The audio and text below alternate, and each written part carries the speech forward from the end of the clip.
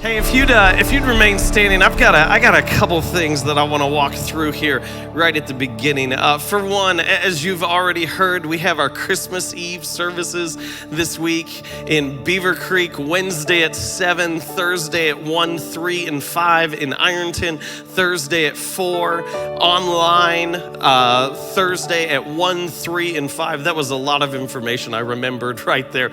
And I want to invite you, please, to be a part of that.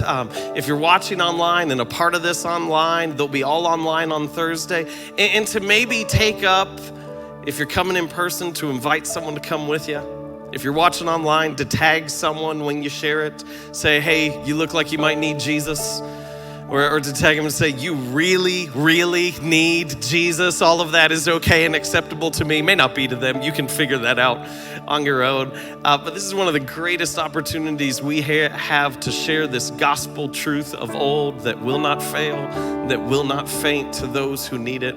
And then that weekend, we are all online, okay? That weekend after Christmas Eve. And one of the things that just happens here in the church and is so evident is that this church runs not on paid staff. This church runs on our hope team. And that is our opportunity to say, hey, thank you. Thank you. Take a weekend off. You've served the weekend before, you've served throughout the week. Take a weekend off with your family because we are just so grateful for everyone who serves, who gives of their time and ability to continue the mission of what God is doing. And we're so grateful for you. And I'm inviting you here in Beaver Creek, if you would right now. Can you welcome everyone joining us in Ironton and online today? How happy we are to be with you. And I want to welcome a couple specific people online. I want to welcome Lynn and Autumn and Brenda and Becky and Virginia and Alyssa and Maddie and Dennis. And just for your note, we have people joining us today from Ohio, from Florida, from Virginia, from Kentucky, from Texas, and from South Carolina. Isn't that fun? Isn't that a blast? We're so glad you're here. And we've been leading up to this. Last week, we took our joy offering, which is part of our tradition that at the end of every year, we take an offering that doesn't go to us. We say it goes to New Works because we always need to be more mindful of what God is doing that we can't even see. And so we said our joy offering this year was going to go to our online campus, which has been so pivotal to what's happening this year. And so we challenge you to give to people who you may never meet, who you may never encounter, so that they could hear the gospel. And I am so excited to share this with you. And we have it up here. Our joy offering to date is at, I want you to see it, $57,000. Isn't that amazing? And I do need to update it because that total came on Friday, and so we made the graphic on Friday, and then you just kept giving, and that was on Friday was $57,000, and as of this morning we are at $62,000 in the joy offering. And I want you to know two things. I want you to know, first off, thank you for your generosity as a church. People who you'll never meet, thank you and are grateful for you for giving over and above beyond yourself. And also as a note, we're going to leave this offering open through the start of January. Some people have said, hey, end of the year bonuses and other stuff. And no church in the history of the world has ever closed an offering before everyone was ready to give. And so we have no intention of setting that precedent now. I just want you to know that. But one of the coolest things is when people gave online, I didn't realize this, you could leave a comment as some people gave online. And I want to share with you a couple of those comments. Someone said, thankful to find a church I love. Someone else said, thanks for keeping me connected these past 9 months. And then this one was my favorite. And I don't know if you should have favorite giving comments or favorite children, but I have both, okay? This is my favorite giving comment. It said, God, thank you for the opportunity to give this back to you. Isn't that amazing? Someone who gives said, God, thank you for letting me give this back to you. Oh, the best. I appreciate you. Passage of scripture we're going to look at today comes out of Matthew chapter 28. Guys, Joy part 5. This is it. This is all we've got. Hopefully at the end of this, you're gonna go, oh my goodness, I have joy. It is down in my heart. No one can take it. No one can rob it because it's down in my heart. Matthew 28, I wanna read 8 verses over you this morning to begin. It says this, after the Sabbath, at dawn on the first day of the week, Mary Magdalene and the other Mary went to look at the tomb. Jesus has been crucified, and they assume that he is going to stay dead. Because up until Jesus came around, everyone so far had pretty much stayed dead. And so they're going to complete the burial process, even though Jesus had proclaimed, I will die, but I will rise again. So they go to look at the tomb. There was a violent earthquake. For an angel of the Lord came down from heaven and going to the tomb, rolled back the stone and sat on it. His appearance was like lightning and his clothes were white as snow. The guards were so afraid of him that they shook and became like dead men. The angel said to the woman, do not be afraid, for I know that you are looking for Jesus who was crucified. He is not here. He has risen, just as he said. Let's celebrate that this morning. He is not here. He has risen. Come and see the place where he lay. Then go quickly and tell his disciples, he has risen from the dead and is going ahead of you into Galilee. There you will see him. Now I have told you. So the woman hurried away from the tomb, afraid, yet filled with joy, and ran to tell his disciples. The title of the message for today is, This is My Happy Face. Turn to 3 people around you. Let them see it in your eyes. Chat about it in the comments. Say, this is my happy face. And then you can have a seat this morning. One of the greatest things I've wanted you to see throughout this series is that joy is a choice. Joy is a choice. Joy, your joy, is your responsibility. It is your job and you have power over it. Joy is a choice. And so don't try to spark it through the next purchase. It's chosen in Jesus. Joy is a choice. And so don't kill it. Don't do the things that you can do, that only you can do, that will rob yourself of your joy. Joy is a choice. And so no matter what comes in your life, colonoscopy or whatever it may be. Some of you need to go back and watch part 2 if you're like, well, that came out of nowhere. We're recapping where we've been. And so you count it as joy no matter what it is. Joy is a choice. But if you take the blessings that come to you and only try to consume them and don't allow them to flow through you, you will cap your joy. Joy is a choice, but sometimes you have to endure. Sometimes in order to see the fruit of joy, you have to plant deep roots that will lead to joy one day. Joy is a choice. Turn to your neighbor and remind them if they couldn't hear my voice. Joy is a choice. This is week 5, guys. This is the end of it. This is a participatory week the whole way through. Joy is a choice. I want you to have seen that receiving joy, attaining joy, living with joy may be hard, but it's not confusing.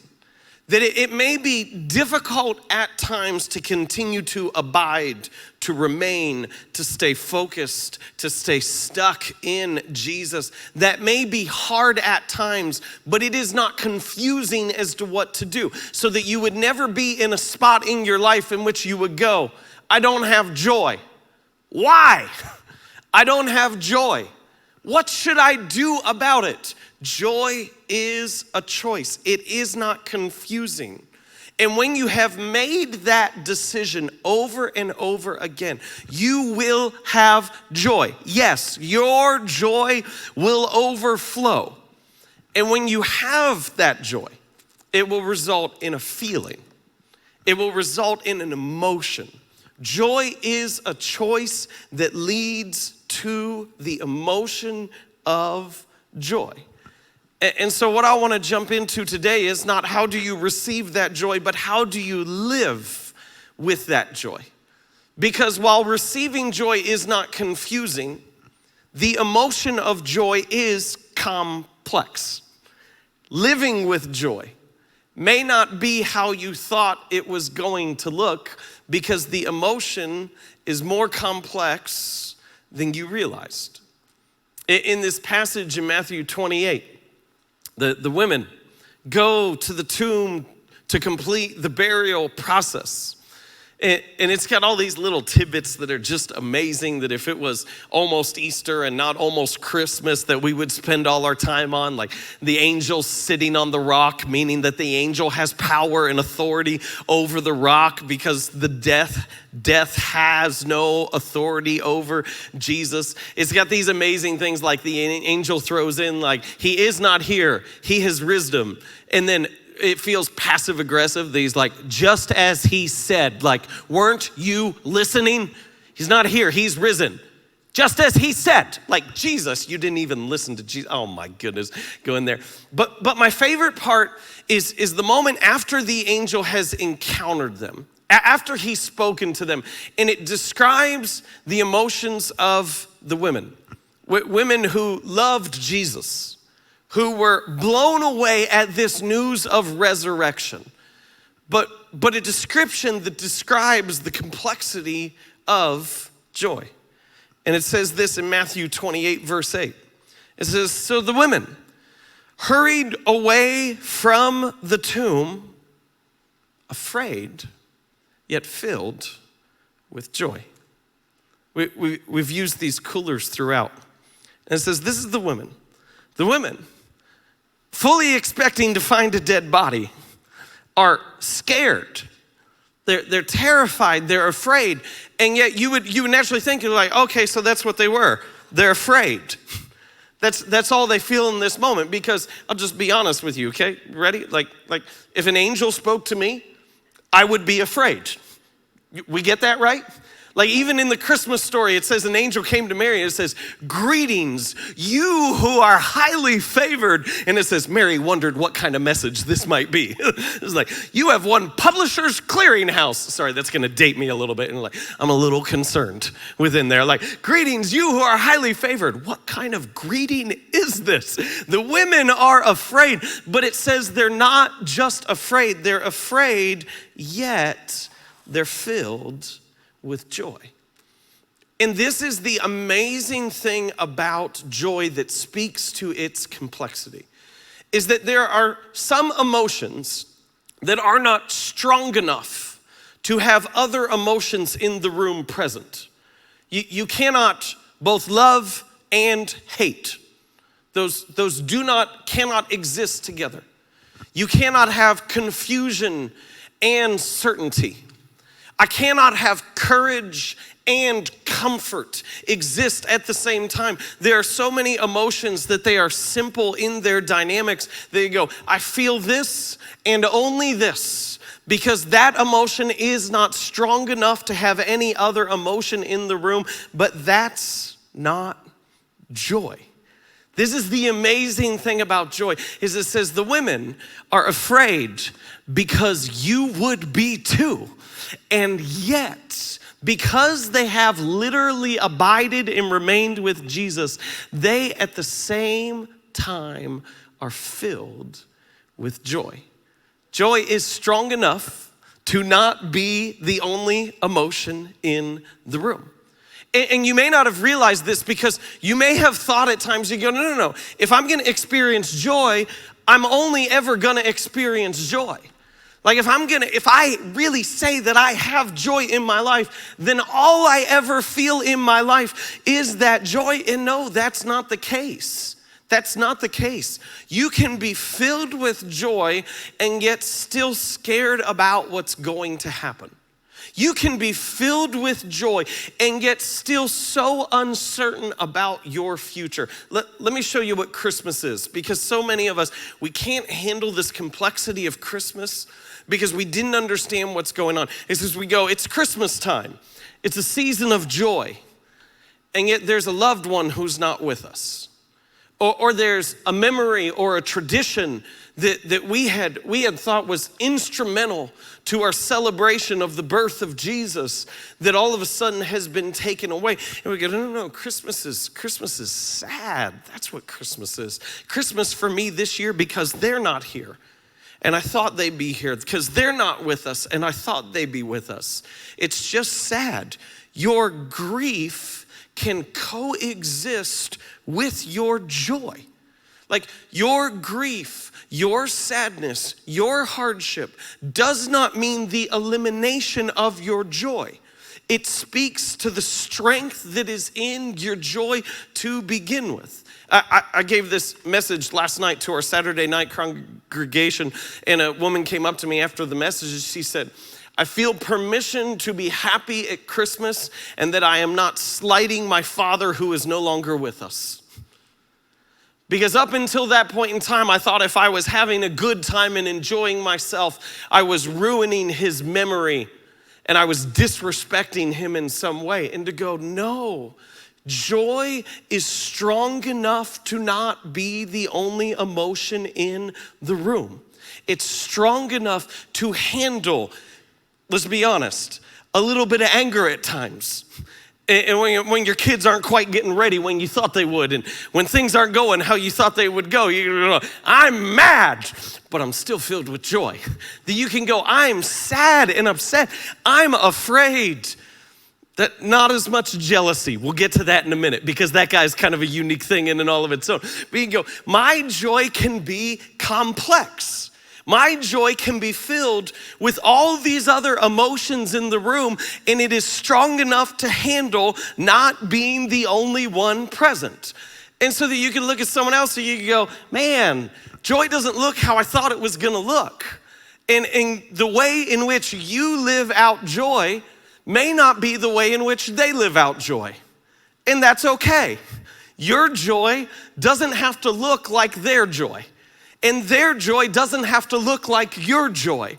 And you can still have joy even if it doesn't look how you thought it would look.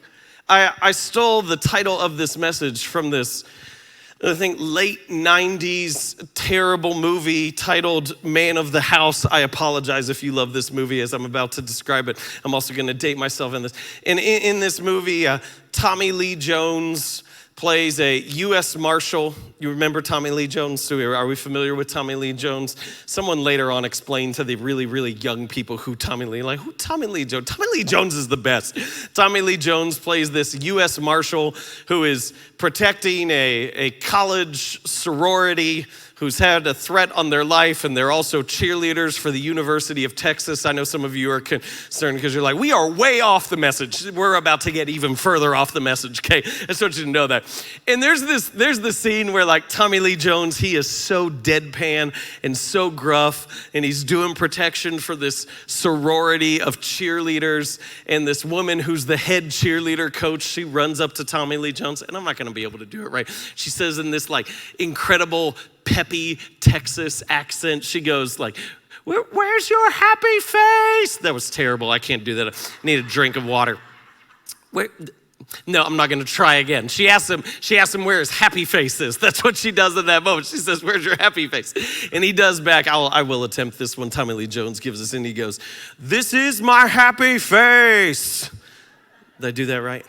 This is my happy face. I was practicing all morning. The band was trying to practice in here, and I was just, this is, nope, that's too deep. I can't do it because he's so monotone, and yet he's got that twang in it. It's too hard to, why don't you practice to the person next to you? Let's see how good you do. Turn to the person next to you and give him your Tommy Lee Jones. This is my happy face. Like 4 of you were willing to take me up on that. You're too concerned. You're like, I'm not doing that. I'm not doing that. I saw you make a fool of yourself with a microphone. I'm not trying that in any way. But he does this. He goes, where's your happy face? This is my happy face. That you could go in this moment, you could go, this is my happy face. Where's your joyful face? This is my joyful face. It doesn't have to look how you thought it was going to look. It doesn't have to be how you thought it was going to be. I described weeks earlier in the series, I described this family picture that my family took where we were like everything and someone commented on it and they're like, what a perfect looking family. And I told you the story about how Parker had just hit the side of his eye on the corner of our entertainment center and was bleeding. And since I showed you that picture, we found one of the non-photoshopped pictures of Parker and how he looked. This is how he was that day. I need you to know this is 20 minutes after the initial incident. We have paper towels full of blood, and it was still that distinct. And we said, like so many times, we expect joy. Can we go back one? We expect joy to look like this. And we go, this is what joy will look like. But it doesn't. Sometimes, give me the next one. Sometimes joy looks like this. Sometimes this is the face of joy. And we have to get better at spotting joy. We have to get better at recognizing it. I eternally struggle with finding things in our refrigerator. Like I don't do our grocery shopping. That's not a gender role thing. That's because the only thing we would have is sweet and spicy chili Doritos. Like if I went Kroger, like that is the only thing we would eat as a family. Purple bag, they're the way to go. They crush Cool Ranch Doritos. Like, oh man, they leave them in the dust. They're incredible. And so yeah, let's get an amen on that. Some of you are like, I'm in on that. Sweet and spicy Doritos. And so like, that's why I don't do it. And so when I go into the refrigerator, what will so often happen is I know what I want, like what I'm looking for. I know what it's supposed to look like. Like we buy sour cream in the squeezable bag because if you're still getting it out of the carton, that just looks disgusting. Like especially Sam's Club size and you open them, you're like, oh, that is so much sour cream. That is nasty. And so like, I know what I expect it to look like. And if Bethany buys a different product that's on sale or something that looks a little different, I can't find it. And so often in our lives, like, Bethany, do we have any of this? We're out of this. And she'll walk right up and it's right in front of my eyes and hand it to me. And then she'll like just look at me like, you moron. Who did I marry? Why am I even in this with you? Don't applaud that. I know you feel that. Don't applaud that. It's just like, it's right in front of your face. And because it doesn't look like how I thought it was gonna look, I can't see it, even though it's right there in front of me. Joy may not look how you thought it was going to look. You may have thought, my joy is gonna be only joy, and I'm just gonna be happy all of the days, and I'm gonna wake up walking on sunshine, and everything is gonna go my way, and everything is gonna be exactly how I thought it was gonna be. And then all of a sudden, I'm afraid, and I assume it means I don't have joy. Or all of a sudden, I experience loss. And because I experience loss, I assume it means I don't have joy. It doesn't have to look how you thought it was going to look. And so don't judge anyone else's joy. And don't let anyone else judge your joy. Don't let anyone look at you and ever be like, you need more joy. Like, you don't know what my joy is. Because you may go in this moment, you go, my joy is full of grief because I have been through it. Or you may go, or I may go, my joy's a little angry because for 9 months, people have told me how I should live and every decision that I should make because of a pandemic. And I'm a little annoyed with it. Like, I didn't become a pastor. I didn't become a pastor to have a microphone to speak on stage for everyone else to tell me how to live. That was a little bit of a joke. That was a little too much. You're like, oh, I think that might be right. You might need some help. I'm sure I need help, but we're not talking about me.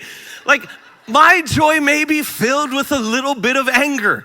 It may be a little frustrated. My joy may be concerned about what's gonna happen with the future. It doesn't have to look how you thought it was going to look.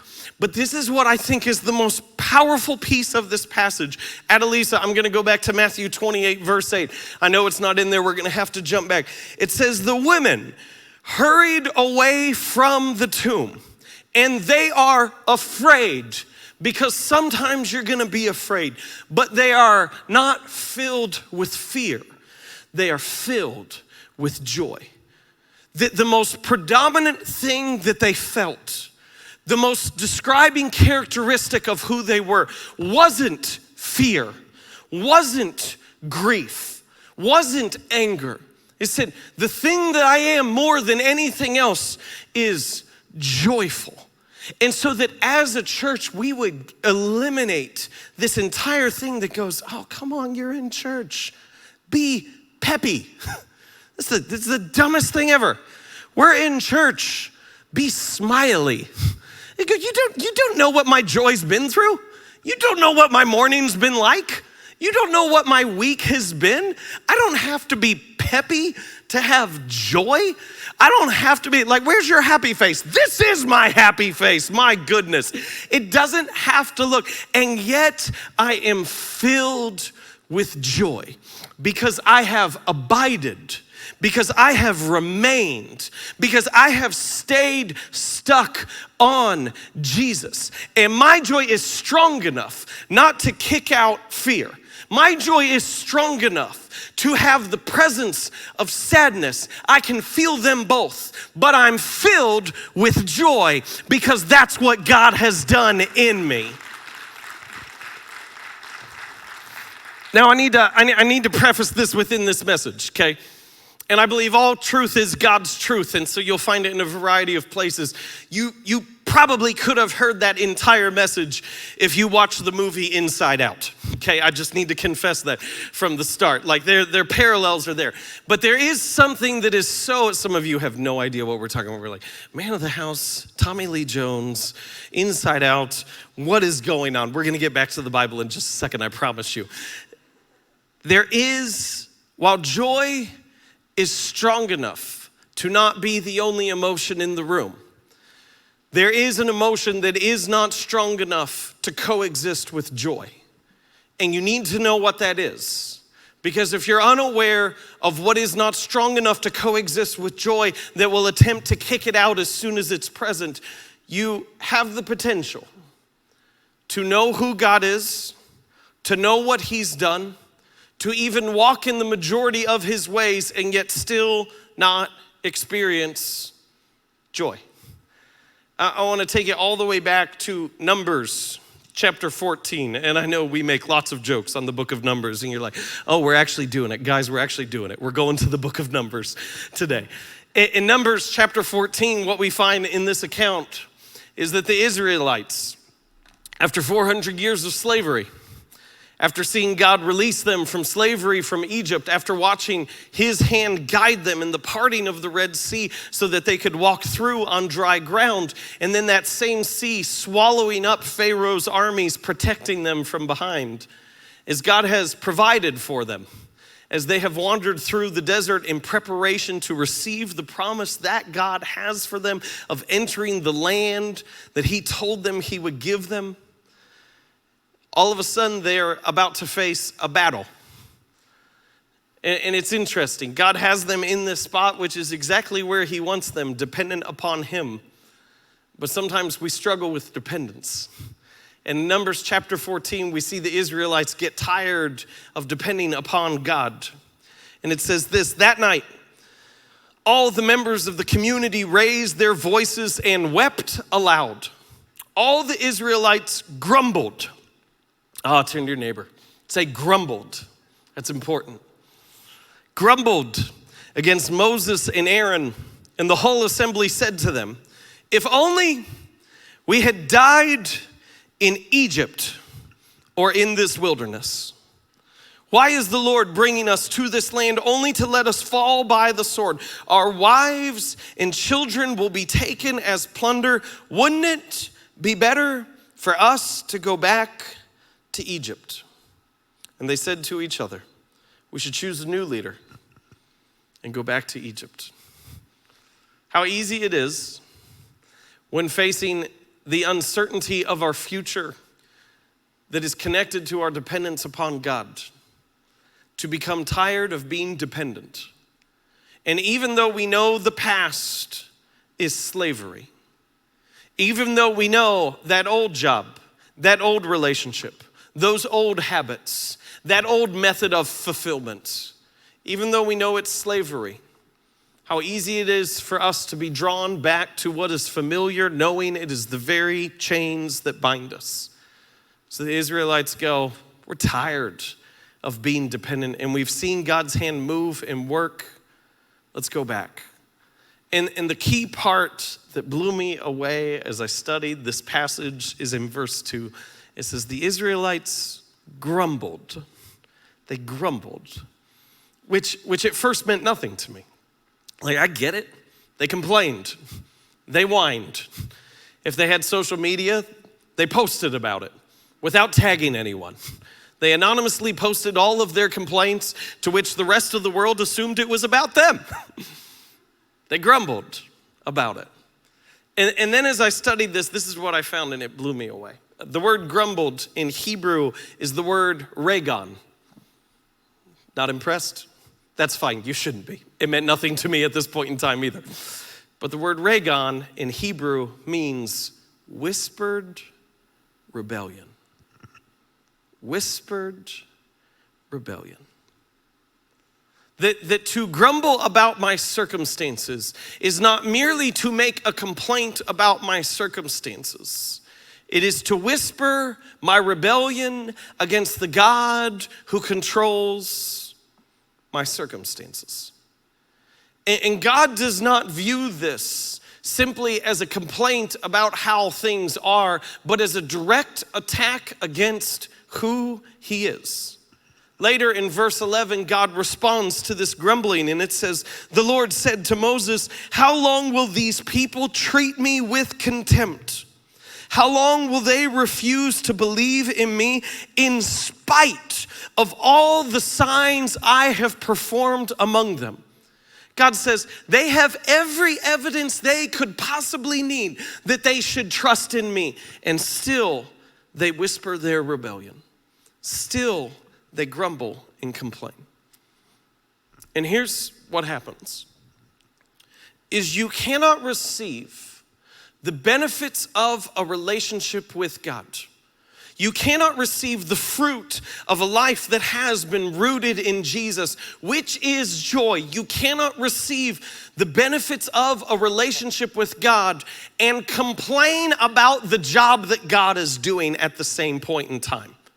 You cannot receive the joy that God wants to give you and constantly give your criticism and critique of that same God. They do not coexist. Joy and grumbling, or let me make it more clear, joy and a lack of gratitude, joy and being unthankful do not work together. See, what happens is when I am jealous or envious, let's put it in that context, all of these emotions form a unique relationship. You see, when I'm angry, when I'm upset, when I'm mad, it's because I believe someone else has taken something from me. That is what anger is. When I'm greedy, I believe that I owe something to myself. But when I'm jealous or envious, what I believe in that moment is that God owes me what he has not properly given me. And so when I'm jealous or envious of someone else, or I'm grumbling about the circumstances of my life, all of a sudden joy gets driven out. Because grumbling, ingratitude, jealousy, envy is not strong enough to handle joy being the present. And I cannot have the fruit of a relationship with God and criticize constantly that God at the same point in time. This was the Israelites' sin. Even though they were literally following God, they received no joy. They had no joy because they spent their time whispering rebellion, complaining, whining. What would say it modern terms? Venting, because all of a sudden we sound like that's helpful. I'm venting. It's the same thing about the circumstances they were in. This is why the Israelites didn't experience joy. Could you imagine if this was us? Could you imagine just for a second if this was actually our struggle in the 21st century? Like, it would be like we had every advantage people in previous centuries had ever wanted, and yet we still wouldn't have joy. We would have more material blessings than previous generations could fathom, and we still wouldn't have joy. We would not have to work diligently for the food that we ate. We could literally go to stores and the food was all right there in front of us and we still wouldn't have joy.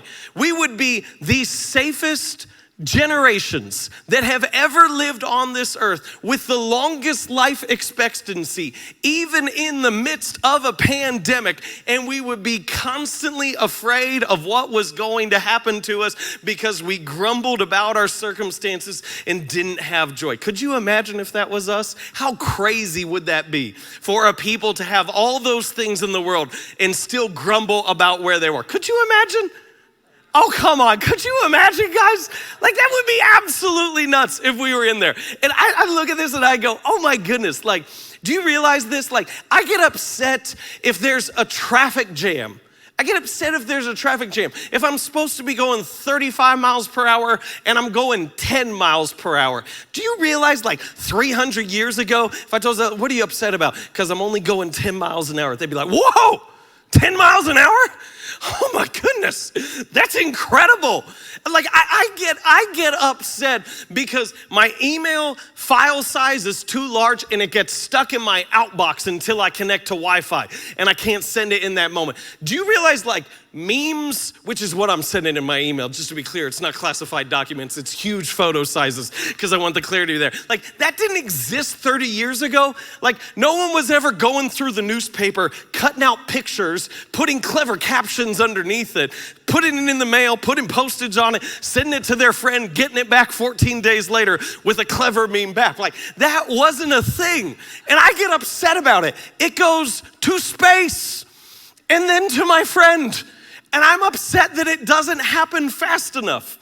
And I want to be sensitive on this. I want to be clear because I understand we're in the midst of a pandemic, and I understand that there are also especially some groups of people that need to be extra cautious and careful about their life and health. But again, I need to acknowledge, not dismaying all the precautions that need to be taken and the protocols that we're still operating by as a church because we want your health and safety. I feel like I've got all my bases covered. Do you feel like I've done a good enough job of laying the groundwork that I can say what I need to say next? Okay. We still have the greatest life expectancy of any couple of generations that have ever lived on the earth, even in the midst of a pandemic. Like, we're concerned, and it dominates our thoughts and conversations about a virus. Like, you know what they were worried about 400 years ago?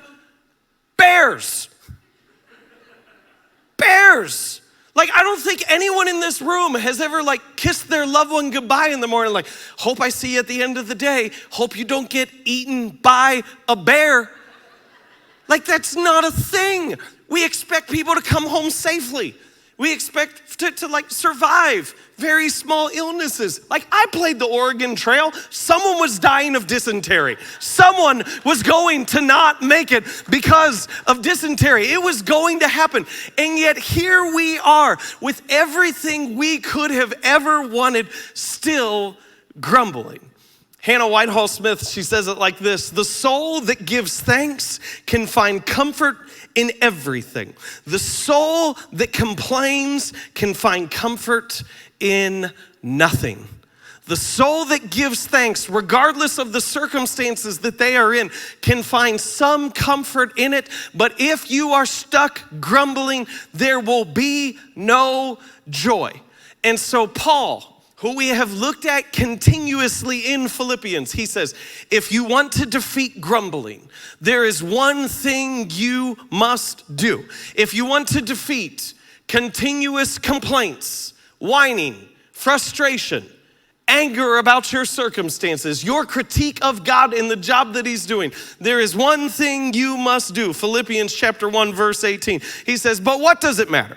The important thing is that in every way, whether from false motives or true, Christ is preached. And because of this, what's the word he says? I rejoice. Yes, and I will continue to, come on, rejoice. 5 of you, we'll keep going. Philippians chapter 2, 17 through 18. But even if I am being poured out like a drink offering, doesn't sound fun, on the sacrifice and service come from your faith, I am glad and what? Rejoice with all of you. So you too should be glad and what? Rejoice with me. People online. Further, my brothers and sisters, put it in the chat. You do what? You rejoice in the Lord. All the way from Ironton, Beaver Creek, let Ironton hear it. Ironton, shout it back. What in the Lord? Rejoice in the Lord always. And he goes, in case you missed it, I will say it again. Rejoice. See, this is what rejoicing is. This is what I put in my notes. Rejoicing is not the overflow of emotion. Rejoicing is the discipline of gratitude directed to the source of my thankfulness. Rejoicing is not the overflow of my emotion of joy of just going, I just can't help it. I'm so peppy. I'm so excited. I'm so happy. It's the only thing I feel. Rejoicing is not the overflow of emotion. It is the discipline of gratitude directed to the source of my thankfulness. I'm not thanking the universe. Thank you, universe. Universe didn't do a thing for me. God did. Jesus did. And so I'm going to direct that thankfulness to the source of my gratitude. And the source of my joy is not how my circumstances are. The source of my joy is not how I'm living in any given moment. The source of my joy is in who God is, how he has worked throughout my life, and what I know he's going to continue to do. The present is irrelevant to my rejoicing. It is what God has done and what he has promised. And we so often think what's gonna happen is we go, well, I rejoice because I feel joy. When the emotion of joy is present, all of a sudden I have the action and behavior of rejoicing. It doesn't work like that. That's how my 4-year-old lives. He can only respond to his emotions. Like Paul describes, one of the other fruits of the Spirit isn't just joy, it's self-control. Self-control is living in a way I know I'm called to live and trusting that my emotions will follow. If I only wait to rejoice when I feel joy, I will almost never feel joy. But when I choose action first, behavior first, spiritual practice first, then the emotion will follow. I rejoice first, not in how it is, but in who he is. And when I rejoice first, my joy will follow because I am not grumbling against our God. In this passage we looked at last week, I want to give you one more out of Philippians to give some new context to it. In Philippians chapter 2, verse 12, Paul says it like this. He says, therefore, my dear friends, as you have always obeyed, not only in my presence, but now much more in my absence, continue to work out your salvation with fear and trembling. For it is God who works in you to will and to act in order to fulfill his good purpose. Do everything without grumbling. Oh my goodness, Paul's in on it too.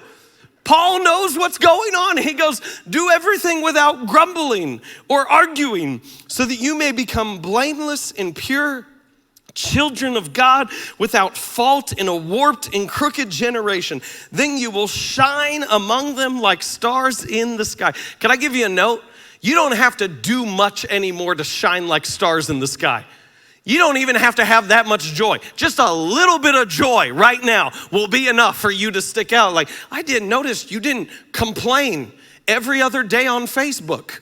You didn't anonymously post about how mad you are at the world in general, shining like stars in the sky. You could actually just be neutral and still shine like a star in the sky. He says, as you hold firmly to the word of life, and then I will be able to boast on the day of Christ that I did not run or labor in vain.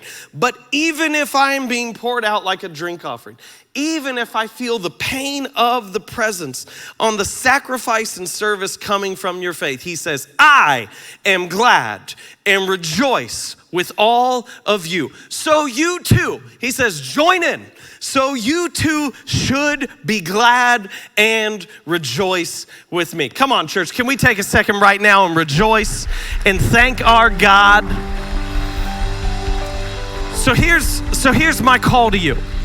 Because 2021's coming, and even though the calendar flips over, not really anything gets that different. I'm sorry, that's like bad news to all of you. Like, oh man, I was so pumped. Here's my call to you for 2021. Make this your resolution. Make this your personal challenge. Make this your decree. There you go. I will not fail to rejoice. No matter what happens, no matter what comes. No matter what this year brings that was expected or unexpected, I will not fail to rejoice. I will not fail to thank God for what he's done and for what he's promised. I will not fail to rejoice. I want joy. And if I want joy, I know action first, emotion second. I will not grumble and give my critique of God and how he's doing. I will rejoice. And that you would be able to lie in bed at night and you would go, man, I failed in so many ways, because you're going to, okay? Could we just acknowledge it? I blew it. I yelled at my spouse. I yelled at my kids. I cut off someone with a Be Hope sticker. Like, these things didn't go well. I didn't look in the refrigerator long enough, even though the sour cream was right in front of me. Like, I blew it, but I will not fail to rejoice. I can mess up. I can screw it up. I can make mistakes, but if I want joy, when I lie in my bed at night, I can constantly go, God, thank you that you are still God.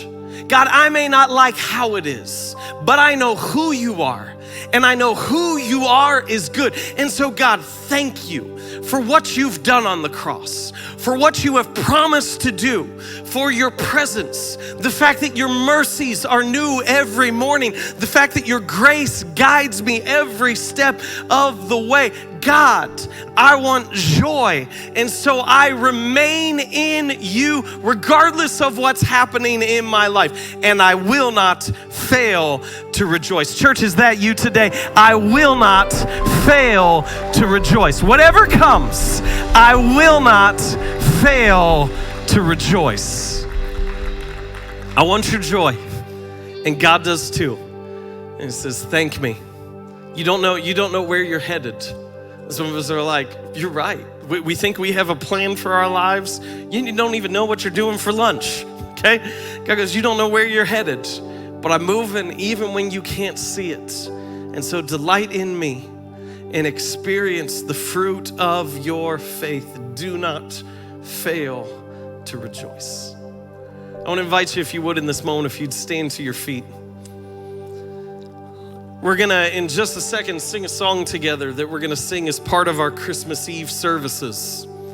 And it's this powerful song with incredible lyrics, and the name of the song is Here Comes Heaven. And there's this verse that all of the verses, I just wanna be honest, they blow me away. But there's this one verse in particular, and it says, over all who mourn breaks the dawn of salvation. And then it says, darkness reigns no more, for Jesus is greater. And you may feel in this moment that it's been a season, maybe even an entire year of mourning. You may be entering Christmas, not with pep, but with grief And that's okay. And this past week, Pastor Sheila, as our team was gathered together, she shared this passage from Revelation chapter 5. And honestly, it spoke to me deeply. And as she's sharing this, it's this account in which someone gets a picture of heaven and all the things that Jesus is going to do, the promises that Jesus has given. And it says in this moment, he can't see how it's going to take place. And this is what it says in Revelation chapter 5. It says, I wept and wept because no one was found who was worthy to open the scroll or look inside. It says, I caught a glimpse as to all the things that God had promised, and it seemed like no one was able to do it. And so I wept and wept. And then the response comes. It says, then one of the elders said to me, do not weep. See, the Lion of the tribe of Judah, the Root of David, has triumphed. Pastor Sheila shared with us, she goes, I feel like it's this moment in which the writer just goes, I was so tired and so exhausted and so worried about what the future was gonna be, and I just broke down in tears. And then the elder came up to him with about all the empathy that I have and said, quit your crying. Quit your crying. Jesus has triumphed. I don't want you to hear this today. Do not be concerned about your future. Grieve what has been lost, but do not sit and stay only in your grief. Because while you may be afraid or you may be sad, you are filled with joy because Jesus is greater than any darkness, any hardship, any sin, any failure. What God has done is more powerful than anything that has gone wrong, and his promise still stands. And what we celebrate at Christmas more than anything else is the hope of heaven came to earth, that we would know that you are loved, that you are forgiven, that you are saved, and that a future is placed securely before you. So let's sing this together, church. Hey everyone, thanks for joining us today at our Be Hope Church YouTube channel. Hit the subscribe button below so you never miss a video. And you can join us every Sunday online at behope.online, or you can like our Facebook page or participate in our online community through our Facebook group. Thank you so much for joining us today. Please subscribe, share, and review this. Make sure you invite a friend into what's going on. And if you want to support the ministry here at Be Hope, you can learn how to become a First Church champion by going to behope.church/giving. Thank you so much for being a part of what we do, and we'll see you back here real soon.